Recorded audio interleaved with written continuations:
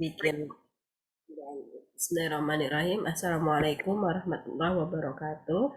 Waalaikumsalam warahmatullahi wabarakatuh. Semoga ibu dan bapak semua dalam keadaan sehat walafiat dan dengan Allah Subhanahu wa taala dan Tuhan yang Maha Kuasa. Hari ini kita akan membahas tentang kitab-kitab Allah ya. Sebagaimana kita ketahui ada 4 kitab yang diturunkan oleh Allah Subhanahu wa taala. Namun sebelumnya saya ingin menjelaskan iman kepada kitab-kitab Allah. Yang pertama, kitab itu berasal dari bahasa Arab, jamak dari kata kutub. Nanti juga bisa diartikan dengan kata bah, katibu yang artinya menulis. Jadi uktub tulislah ya. Jadi kitab itu artinya bisa dimaknai sebagai sebuah tulisan ya. Nah, kitab-kitab Allah ini berarti kitab-kitab yang diturunkan Allah kepada para nabi dan rasul. Memang tidak semua nabi dan rasul mendapatkan kitab dari Allah, hanya 4 kitab yang diturunkan. Iman kepada kitab berarti kita percaya bahwa wahyu yang diturunkan Allah kepada nabi dan rasulnya, dan percaya itu menjadi satu kesatuan dalam rukun iman. Dan rukun iman itu menjadi sebuah kewajiban gitu yang harus kita imani dan kita percayai. Karena mustahil kita percaya kepada Allah kalau kita nggak percaya juga kepada kitabnya. Karena kitab itu adalah petunjuk bagaimana sebuah agama diturunkan. Nah, Profesor Rinahar Ilyas almarhum mengatakan bahwa Al-Quran memiliki kitab ya, kata-kata kitab dalam Al-Quran memiliki pengertian. Yang pertama, menunjukkan semua kitab suci yang pernah diturunkan Allah kepada Nabi dan Rasul. Ini ada dalam surat An-Nisa ayat 136. Kemudian juga menunjukkan semua kitab suci yang diturunkan sebelum Al-Quran. Nah, maksudnya adalah bahwa Al-Quran itu sebagai kitab terakhir, tetapi sebelum Al-Quran diturunkan, itu ada kitab-kitab lain. Kalau ibu dan bapak membaca tafsir Buya Hamka, tafsir Al-Azhar, karangan Buya Hamka, itu beliau menjelaskan dengan sangat baik di dalam juz yang pertama atau buku yang pertama. Kata beliau, kenapa Al-Quran itu tidak bisa tidak bisa dijiplak, tidak bisa dicontek, tidak bisa direkayasa, dan tidak bisa ditiru karena 2 hal. Paling tidak karena 2 hal. Jadi ada banyak faktor, tetapi paling tidak dari 2 hal. Yang pertama, Al-Quran itu menurut para ahli bahasa balaghah, para ahli tafsir, ada para ahli sastra Arab, termasuk sastra Arab yang tidak memeluk Islam sekalipun, tidak mempercayai Islam sekalipun, itu mengakui keindahan bahasa Arab. Mengakui keindahan bahasa Arab, misalnya ya, seperti kalimat untuk menjelaskan orang yang bangun di malam hari untuk sholat tahajud. Kalau kita, mungkin kita akan mengatakan, oh dia orang yang rajin sholat di malam hari. Oh Bu Puji orang yang rajin sholat di malam hari. Oh Pak Benyamin itu rajin loh, tiap malam dia akan terbangun. Tetapi Al-Quran membahasakannya dengan kalimat orang-orang yang perutnya jauh dari kasur, orang-orang yang perutnya jauh dari tempat tidur. Bayangin, bahasanya bisa seindah itu. Kalimat lain misalnya untuk menyebutkan orang-orang yang berbuat salah terlalu banyak, pendosa. Mungkin kita sering mendengar kata pendosa. Mungkin kita sering mendengar kata pezina, pemabok, apalagi. Ya macam-macam ya. Kalau bahasa Indonesia mungkin cuma satu kata. eh, apa terpidana atau terdakwa ya, atau tersangka dalam proses hukum kita. Tetapi Al-Quran tidak menyebut orang-orang yang bersalah itu dengan justifikasi yang buruk, tetapi menyebutnya dengan kalimat orang-orang yang melampaui batas. Jadi kalau ibu dan bapak mengaji, maka bahasa Al-Quran itu sangat indah, sangat tidak mudah dilukiskan dengan kata-kata dan tidak bisa diganti dengan kalimat manapun. Misalnya dalam surat Toha, ya, itu kalau dibaca terjemahannya itu luar biasa sekali dan sangat bagus. Nanti saya minta doa, mudah-mudahan segera sehat. Pertemuan selanjutnya akan saya urai satu persatu kalimat-kalimat mana dalam Al-Quran yang menunjukkan bahwa kitab ini adalah kitab paling sempurna setelah tiga kitab lain yang diturunkan. Itu yang disebutkan oleh Buya Hamka. Yang pertama dari segi bahasa. Bahkan orang di luar Islam sekalipun itu mengakui betapa indahnya bahasa yang ada di Al-Quran dan tidak satu pun bisa menandinginya. Susunan katanya, kalimatnya, cara memanggil manusia, bahkan manusia yang berbuat salah saja dipanggil apa? Manusia-manusia yang melampaui batas. Dan menyebut orang-orang yang beriman adalah orang-orang yang beriman. Ya ayyuhallazina amanu, hai orang-orang yang beriman. Jadi yang dipanggil adalah orang-orang yang beriman, hai orang-orang yang beramal soleh, ya. Itu adalah bahasa-bahasa Al-Quran untuk menunjuk kepada orang-orang yang berbuat baik. Nah, itu yang pertama. Yang kedua, Al-Quran itu menceritakan kejadian di masa lalu. Dan apa yang diceritakan Al-Quran itu dibenarkan oleh semua ahlul kitab yang hidup di zaman Nabi, tetapi tidak pernah bertemu dengan Nabi sebelumnya. Tetapi para ahlul kitab ini masih terhubung dengan ahlul kitab lainnya yang hidup di zaman lahirnya Zabur, Taurat maupun Injil. Jadi kebenaran Al-Quran tidak diragukan. Karena Al-Quran itu merekam kejadian di masa lalu, bahkan juga bisa meramal kejadian di masa yang akan datang, dan itu juga benar kejadian di masa datang. Kejadian apa itu di masa yang akan datang? Nanti Ibu akan jelaskan pada pertemuan selanjutnya ya, Ibu dan Bapak ini sebagai pengantar awal dulu. Jadi atas dasar itulah kemudian Buya Hamka menjelaskan dalam bukunya Tafsir Al-Azhar dengan sangat indah betapa Al-Quran itu menjadi kitab suci yang maha sempurna. Ibu bapak yang saya hormati dan saya banggakan, ini adalah kitab-kitab Allah. Ada Taurat, ada Zabur, ada Injil, ada Al-Quran. Zabur berasal dari kata Torah, bahasa Ibrani, artinya perintah yang hukum.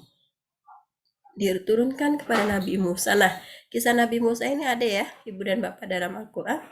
Disebutkan juga dalam ayat Toha ya. Ketika Nabi Musa itu dikejar-kejar oleh Firaun, lalu ada bara api ya, seperti yang terbakar. Lalu semua bingung, apakah ini siasat Firaun untuk membakar mereka atau sebenarnya ini jalan untuk menuju ke tempat yang jauh. Jadi kayak penunjuk jalan ini juga ada. Dan betapa indah ketika digambarkan dalam Al-Quran perjuangannya Musa. Kalau kita baca dengan sangat seksama, itu kita bisa meneteskan air mata ya. Luar biasa sekali perjuangan para nabi. Nah, termasuk kisah Musa kecil di mana ibunya mendapatkan wahyu untuk meletakkan Musa di dalam keranda dan dihanyutkan ke dalam sungai Nil, lalu ditemukan kepada istrinya Firaun. Nah, Zabur ini turunkan kepada Nabi Musa ya, di saat raja yang sangat zalim bernama Firaun itu membunuh semua anak laki-laki Bani Israel karena ahli nujum mengatakan bahwa kamu akan digulingkan oleh anak laki-laki dari Bani Israel. Itu sebabnya Raja Firaun membunuh semua anak laki-laki dari Bani Israel. Ini ada dalam surat Ali Imran ayat 3, Al-Qamar, termasuk Al-Isra. Yang kedua adalah Zabur. Zabur ini berasal dari bahasa Ibrani, yaitu Mizmor. Artinya apa? Ya. Nah, Mizmor ini sendiri juga ada di dalam kitab atau bahasa Suryani ya, yang disebut Mazmur. Kalau misalnya Taurat itu berarti perintah untuk menghukum, maka Zabur ini juga sudah masuk kepada perintah tentang keesaan Allah. Ibu Bapak suara saya kedengaran ya? Aman ya? Aman, Bu. Aman, Bu, aman. Aman ya. Dan ibu tidak sakit ya Bu lagi. Suaranya tuh kayak serak-serak basah penyanyi dangdut gitu ya. Aduh. Ya Lebih, Bu. lebih merdu dari Nul, Bu. Ya, Oh gitu. Nah, Zabur ini diturunkan kepada Nabi Daud ya. Nabi Daud ini orang yang sangat pandai ya, pandai sekali, dan punya suara yang merdu ya, hingga hewan, gunung itu ikut bertasbih gitu kan. Dan ketika beliau berperang untuk mengalahkan Zalut yang zolim gitu, jadi dibantu oleh para hewan-hewan yang bertasbih kepada Allah Subhanahu wa Ta'ala. Nabi Daud ini akhirnya menjadi raja setelah Raja Tolut wafat, dan kerajaannya semakin besar dan semakin kuat. Ini ada dalam surat Al-Isra ayat 2, kemudian dalam surat Al-Baqarah, kemudian ada dalam surat Al-Maidah ya. Ibu Bapak nanti bisa dicek ayatnya. Al-Baqarah ayat 79 dan 91, Al-Maidah di ayat 41, dan Al-Isra ayat 2. Yang selanjutnya adalah Injil. Injil ini berasal dari bahasa Yunani. Nah, Injil ini artinya memberi kabar gembira tentang kerasulan Muhammad SAW. Jadi sebenarnya Injil ini sudah memberikan informasi akan lahirnya Rasul akhir zaman. Dalam bahasa Arab disebut Khatamul Anbiya. Khatam itu kan artinya cincin ya, cincinnya para rasul, artinya pengikat akhir. Jadi dia menjadi pengikat akhir. Diturunkan pada Nabi Isa alaihissalam. Isa adalah putra dari seorang perempuan yang sangat solehah. Maryam ini juga menerima wahyu dari Allah Subhanahu wa Ta'ala ketika beliau sedang ibadah, sedang mabit. Kemudian datanglah malaikat Jibril dan mengatakan bahwa kamu akan hamil. Lalu terjadi dialog Maryam dengan Allah Subhanahu wa Ta'ala. Bagaimana saya bisa hamil? Tidak ada laki-laki yang pernah menyentuh kulitku. Kata Allah, tidak perlu laki-laki untuk membuatmu hamil. Kalau aku berkata kun fayakun, maka jadilah, dan atas izinku kamu akan hamil. Lalu kata Maryam, kenapa aku yang terpilih? Karena kamu adalah perempuan yang solehah. Lalu bertanya lagi Maryam, masyarakat akan mengucilkanku dan menganggap aku sebagai perempuan pezina. Allah menjawab, tidak perlu mengkhawatirkan apa yang dikatakan manusia. Keimananmu sudah cukup. Bayimu nanti yang akan menjawabnya. Jadi ketika Isa alaihissalam lahir, ketika bayi dia sudah bisa menjawab bahwa aku lahir dari seorang perempuan yang suci, tidak pernah tersentuh oleh laki-laki manapun, dan sepanjang hidupnya menghabiskan waktu untuk ibadah. Maryam sendiri lahir dari seorang laki-laki dan seorang perempuan yang soleh dan soleha beribadah kepada Allah bernama Yahya. Yahya sendiri adalah seorang nabi yang diutus oleh Allah Subhanahu wa Ta'ala. Ibu dan Bapak, waktu Yahya masih kecil, ini ada juga ya di dalam Al-Quran. Jadi orang-orang datang kepadanya dan berkata, Yahya, ayo kita main. Apa jawab Yahya? Allah tidak menciptakan aku untuk bermain dan bermalas-malasan. Allah menciptakan aku untuk beribadah. Anak sekecil itu belum mumayyiz, belum balik, baru usia antara 7 atau 8 tahun sudah berkata, aku tidak diciptakan oleh Allah untuk bermain-main. Sejak saat itu Yahya terpilih menjadi manusia yang sempurna, dan sejak itu Allah menjaganya hingga dipilih menjadi seorang nabi. Dari Yahya itulah kemudian lahir Maryam. Dari Maryam itulah kemudian lahir Nabi Isa alaihissalam. Dan yang terakhir adalah Al-Quran sebagai penyempurna bagi kitab-kitab terdahulu. Al-Quran diturunkan kepada Nabi Muhammad SAW sebagai pembeda bagi tradisi, ajaran, agama, budaya sebelum Islam diturunkan dengan setelah Islam diturunkan. Jadi penyempurna risalah, memperbaiki akhlak manusia. Kalau di dalam ayat yang terakhir diturunkan, al-yauma akmaltu lakum dinakum atmamtu alaikum ni'mati, pada hari ini telah aku sempurnakan nikmat kepadamu dan aku ridhoi Islam sebagai agamamu. Jadi di dalam Al-Quran itu dijelaskan bahwa agama yang paling diridhoi oleh Allah dan agama terakhir yang disempurnakan adalah Islam melalui Al-Quran yang dibawa oleh Nabi Muhammad SAW. Ibu dan Bapak, dalam tafsir yang ditulis oleh Buya Hamka, Tafsir Al-Azhar, itu juga menjelaskan kenapa mukjizat yang dibawa oleh Nabi Muhammad SAW itu Al-Quran, bukan mukjizat yang lain. Walaupun sebenarnya banyak mukjizatnya ya, maksudnya tidak hanya Al-Quran yang disampaikan, mukjizat yang diberikan kepada Nabi Muhammad tidak hanya Al-Quran. Ada mukjizat di mana sumur yang ada, sumur yang dimiliki oleh Nabi Muhammad itu bisa memberi minum terhadap 30.000 orang.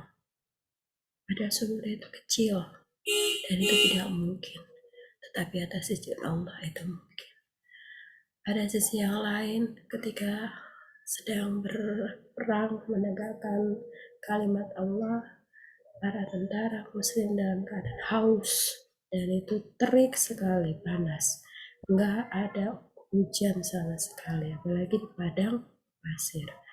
Atas izin Allah kemudian ada hujan, dan hujan itu hanya ada di tenda sekitar tentara dan jamaah Nabi Muhammad. Itu adalah salah satu bukti mukjizat. Tetapi dari seluruh mukjizat yang ada, mukjizat Al-Quran itulah yang terus terpelihara dan terjaga sampai saat ini. Saya ingin sampaikan kepada ibu dan bapak, saya juga ingat ya tempo hari ada yang bertanya soal tongkatnya Nabi Musa. Kalau mukjizatnya Nabi Musa itu ada tongkat. Kalau mukjizatnya Nabi Musa itu ada tongkat yang bisa membelah lautan. Mukjizatnya Nabi Isa bisa menyembuhkan orang sakit lepra hanya dengan menjamah kulitnya, ya, dan mukjizat-mukjizat nabi-nabi yang lain. Kenapa mukjizat yang diturunkan kepada Nabi Muhammad itu hanya Al-Quran? Jawabannya ada pada hari ini. Hari ini mungkin orang bisa membuktikan, laut terbelah mungkin karena ada tsunami. Laut terbelah mungkin karena ada pasang dan surut. Laut terbelah mungkin karena ada geotonik dan geofisika. Apa istilahnya itu dalam fisika? Di dalam lautan yang kemudian bergejolak dan menimbulkan getaran dalam laut, dan kemudian air menjadi terpisah dan surut. Penyakit lepra sekarang bisa disembuhkan dengan kedokteran. Kira-kira begitu. Penyakit kusta bisa disembuhkan dengan kedokteran. Tetapi Al-Quran tidak bisa dijawab oleh ilmu pengetahuan, sains, dan teknologi. Betapa mukjizat Al-Quran sangat luar biasa dan tidak tergantikan. Bisa menceritakan kejadian masa lalu dan bisa meramalkan kejadian yang akan datang, termasuk diantaranya adalah hari kiamat dan hari akhir.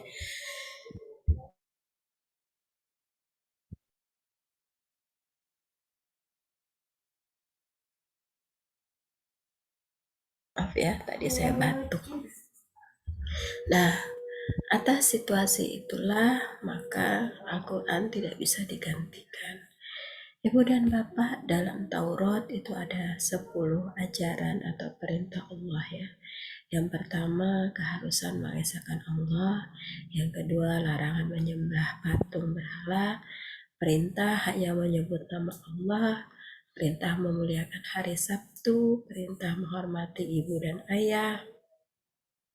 Larangan membunuh sesama, larangan berbuat cabul, berbuat zina atau berzina, larangan mencuri, larangan berdusta, sumpah palsu, dan larangan memiliki sesuatu barang yang bukan haknya atau dengan cara yang tidak halal. Islam sebagai pembeda, apa sih maksudnya? Sebelum Islam belum ada aturan makanan dan minuman yang halal dan haram. Setelah Islam ada aturan makanan dan minuman yang halal, dan cara mendapatkannya termasuk adab makan dan minum yang baik dan benar. Sebelum Islam belum ada aturan tentang aurat dan batasannya. Walaupun dikisahkan Nabi Musa berjalan di belakang dua putri Nabi Syuaib ya, lalu kemudian pindah ke depan, di depan Nabi Syuaib karena tersingkap kainnya sehingga kelihatan betis dua perempuan putri Nabi Syuaib. Tapi Musa pindah ke depan itu karena akhlaknya yang baik ya, itu yang disebutkan kemudian dalam Al-Quran, tundukkanlah pandangan. Lalu kemudian di dalam Al-Quran ada perintah untuk menundukkan pandangan kepada laki-laki. Jadi kalau kita lihat dalam surat Al-Quran ayat 30, pertama kalian diperintahkan untuk menundukkan pandangan itu laki-laki dari melihat yang bukan haknya. Baru kemudian perintah menutup aurat pada laki-laki dan perempuan dalam surat An-Nur ayat 31.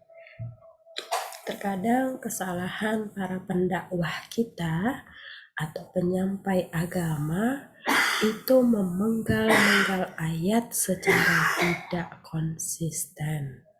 Jadi sebenarnya ayat tentang aurat itu satu padu antara surat An-Nur ayat 30 dan An-Nur ayat 31.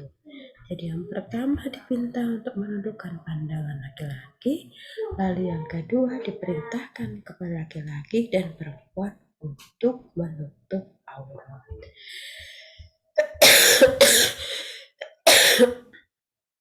Sebelum Islam diturunkan, perempuan bukan pokok utama dalam bahasan dan ajaran Islam. Setelah Islam diturunkan, perempuan menjadi pokok utama dalam pembahasan, perintah maupun ajaran Islam. Contoh lain kenapa Al-Quran menjadi pembeda bagi tradisi sebelum dan setelahnya. Sebelum Islam datang, perempuan itu barang. Orang kalau punya anak perempuan itu malu, maka kemudian akan dibunuh ya secara hidup-hidup.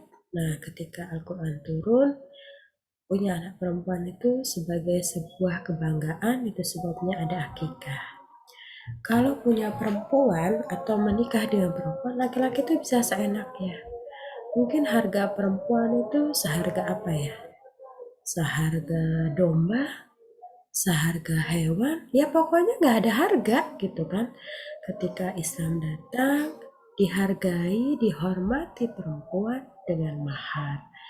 Sebelum Islam datang, kalau laki-laki meninggal, maka perempuan itu menjadi barang warisan.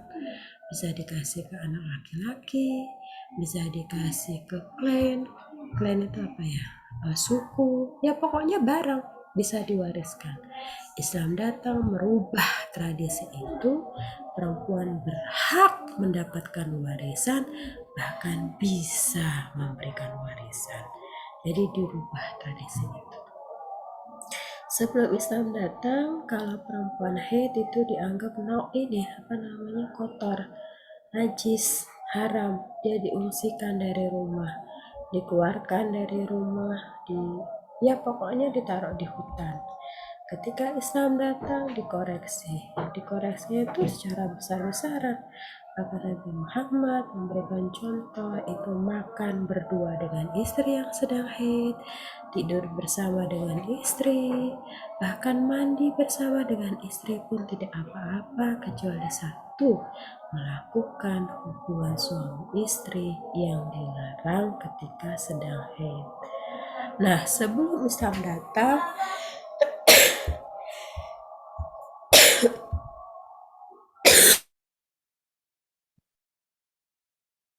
perempuan itu dianggap dari tulang rusuk laki-laki.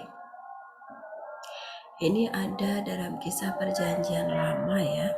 Kalau ibu dan bapak mengecek, itu juga ada dalam kisah-kisah Israiliyat. Dalam tradisi Yahudi itu juga ada.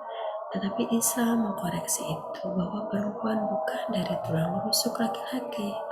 Perempuan dan laki-laki sama-sama min nafsil wahid, dari nafs yang sama, yakni dari tanah, dan dia memiliki kualitas takwa yang sama dan kemudian punya tanggung jawab yang sama untuk memakmurkan bumi dan kerja-kerja positif lainnya.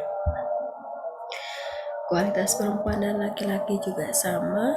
Tidak ada yang membedakan laki-laki dan perempuan kecuali iman dan takwa. Inna khalaqnakum min dzakari wa unsa inna akramakum indallahi atqakum. Ya. Khalaqakum min nafsil wahidah. Jadi dari nafs yang sama. Untuk apa? Untuk amalan sholihah, untuk hayatan thayyibah, man amalan sholihah min dzakari wa unsa. Siapa yang punya kebaikan, amalan yang baik laki-laki, perempuan, maka punya penghargaan yang sama di hadapan Allah Subhanahu wa Ta'ala. Sehingga penting bagi kita iman kepada Al-Quran untuk meyakini bahwa Al-Quran itu kalamullah.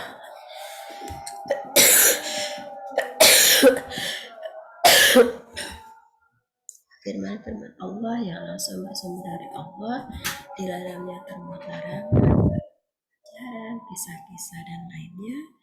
Dalam Al-Quran itu ada tahapan paling penting, yaitu pertama kita mengeja tata bacanya, panjang pendeknya, cara mengucap huruf-huruf hijaiyah, tajwid dan lain sebagainya.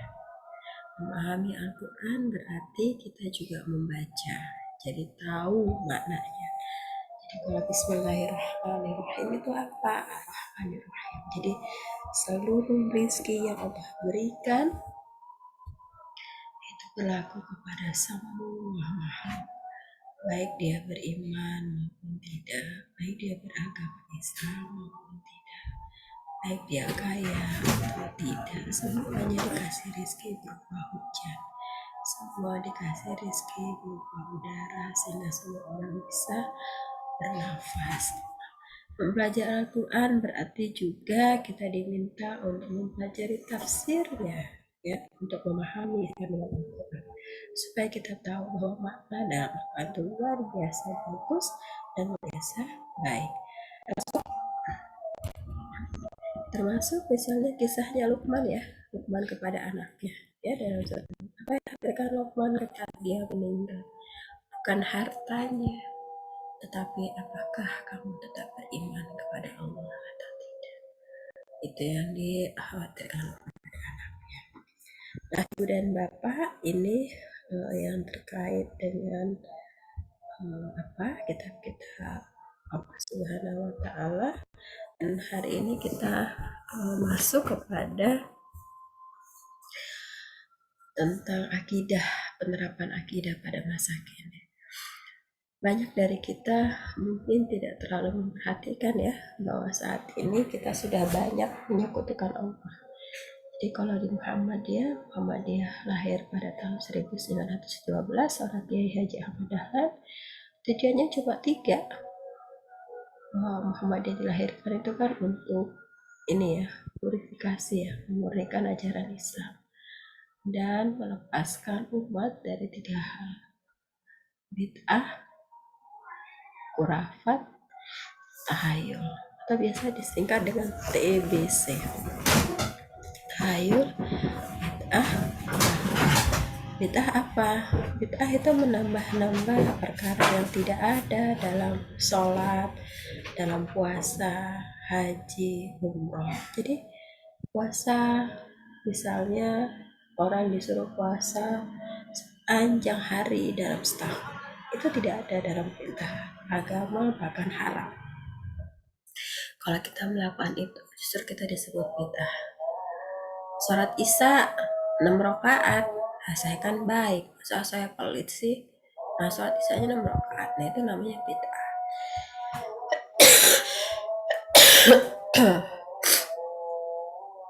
Kemudian tahayul, percaya kepada sesuatu yang tidak ada, misalnya begini, oh kalau orang sudah meninggal nanti dia akan datang pada hari yang ke 1001 malam, misalnya begitu. Nah itu tahayul, itu kan sebenarnya tidak ada di dalam agama. Percaya yang seperti itu tuh bagian dari syirik. Atau misalnya khurafat, ya sholat sih tapi tetap ngasih sesajen, sholat sih tapi tetap menyembah berhala. Padahal sejak Zabur diturunkan, aduh sakit. Pada sejak Zabur diturunkan sudah dilarang untuk menyembah berhala. Nah, ibu dan bapak, ternyata syirik pada masa sekarang itu bukan hanya soal bid'ah, tahayul maupun khurafat, tetapi tidak sholat, meninggalkan sholat, tidak puasa Ramadan, menyepelekan atau tidak membayar zakat, apalagi selama hidup tidak membayar zakat, hanya zakat fitrah, zakat malnya tidak dikeluarkan, tidak mau berkurban walaupun ada rezeki. Itu adalah contoh-contoh syirik masa kini, termasuk menghambakan harta, jabatan, dan pasangan. Saya terharu sekali baca chatnya teman-teman semua. Suaranya ya, udah semakin serak-serak basah kayak. Iya Bu, istirahat aja dulu Bu dosen, kasihan saya dengar. Lagi kedengaran suaranya. Iya, aduh terima kasih. Saya nggak tega Bu dengarnya Bu, lebih baik istirahat dulu Bu. Iya Oke. benar Bu, kita Saya nggak ini tega Bu, terus terang aja, lebih baik istirahat Bu. benar juga sama Pak Amung Bu. Ayo Bu, Iya kasihan Bu, Ibu. Ibu udah harus istirahat Bu. Maaf Bu, bukan berarti kami nggak mau belajar, tapi memang kondisi ibunya sangat ini Bu, perlu istirahat. Baik, ya baik.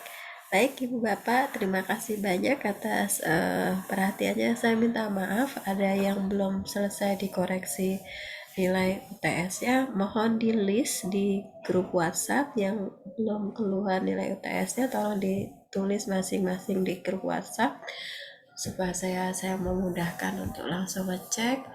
Saya minta maaf banget ini kekurangan dan keterbatasan. Kalau misalnya ada pertanyaan boleh di grup WhatsApp ya, nanti saya bisa Ya Bu ya. jawab begitu.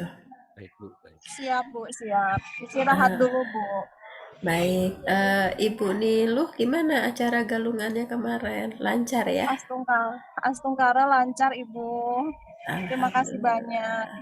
Iya, nanti tempo hari kita udah ngebahas akidah dalam perspektif agama-agama. Kemarin yang udah cerita yang dari Kristen Pak Franz ya. Nanti Ya. kapan-kapan Ibu Niluh ya cerita ya. Ya, siap. Siap Ibu, siap. Baik Ibu dan Bapak, saya minta maaf banget ini atas keterbatasannya. Biasanya kita bisa diskusi sampai jam 8:30 ya, jam 8 Iya, ya. benar. Bu Ya, dosen. istirahat dulu Bu. Nanti kita lanjut lagi kalau Ibu sudah sehat. Ya. Baik, ya Ya. amin. Ya gimana Pak Sehat. Franz? Ya minum obat Bu, berobat Bu supaya sembuh. Iya Pak Frans, saya disuruh Namo, saya nggak mau. Takut di rumah sakit lagi banyak COVID, Jakarta, Tangsel lagi naik. Oh, iya benar. Lagi naik lagi. Baik Ibu dan Bapak, saya mohon maaf atas keterbatasan. Kita sudahi ya. Selamat malam, salam sejahtera. Assalamualaikum warahmatullahi wabarakatuh. Om Waalaikumsalam. Swastiastu, Namo Buddhaya, salam kebajikan. Kita tutup ya kuliah ini, nanti rekamannya saya kirim di grup ya. Terima Ya, kasih, baik Bu. Ibu. Iya. Terima Istirahat, kasih. Bu. Selamat Cepat istirahat sembuh ya, Bu. Ibu. Ya, cepat Baik, sembuh. baik Ibu Bapak, terima kasih. Semoga cepat sembuh, Bu. Assalamualaikum. Waalaikumsalam. Ya, amin. Ya, terima kasih Bu Bapak.